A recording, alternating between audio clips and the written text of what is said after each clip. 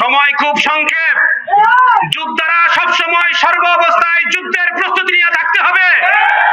আর নির্বাচনের যদি বাস্তবতা দেখতে চাই, তাহলে জুলাই সনদকে বাংলাদেশে বাস্তবায়ন না করা পর্যন্ত এই দেশে কোনো নির্বাচন দেওয়া হবে না।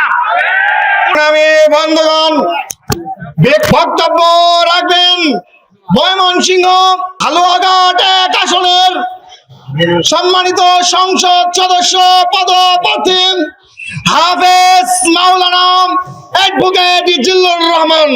বক্তব্য রাখছেন অ্যাডভোকেট জিল্লুর রহমান। আসসালামু আলাইকুম ওয়া রাহমাতুল্লাহি ওয়া বারাকাতুহু।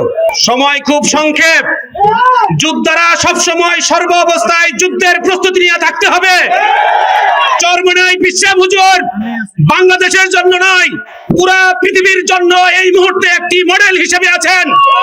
হুজুর আমাদেরকে বাংলাদেশের তথা মুসলিম সমাজকে ঐক্যবদ্ধ করার জন্য যে সমস্ত আমাদের দফাগুলো দিয়েছেন, তার মধ্যে উল্লেখযোগ্য দফা হলো বাংলাদেশে নির্বাচন হতে হলে অবশ্যই সাংবিধানিকভাবে একটি পর্যায়ে যে তারপরে নির্বাচন হতে হবে।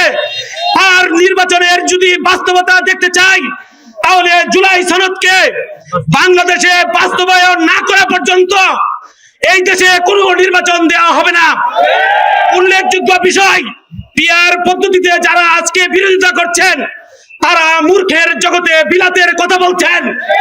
বাংলাদেশে যতক্ষণ পর্যন্ত পিআর পদ্ধতি বাস্তবায়িত না হবে, ফ্যাসিস্ট সরকারের মতো বাংলাদেশে আবারও বারবার জুলুমকারীরা এই দেশে মুসলমানদেরকে জুলুম নির্যাতন করার জন্য তারা পায়তারা করতেই থাকবে। বাংলার মুসলিম সৈনিক হিসাবে সর্বদা সর্ব অবস্থায় আমরা সবসময় তৈরি থাকব। পীর সাহেব হুজুর যখনই আমাদেরকে ডাক দিবেন, আমরা মাঠে ছড়ায় পড়বো। ওমা তাওফীকি ইল্লা বিল্লাহ। আসসালামু আলাইকুম ওয়া রাহমাতুল্লাহ।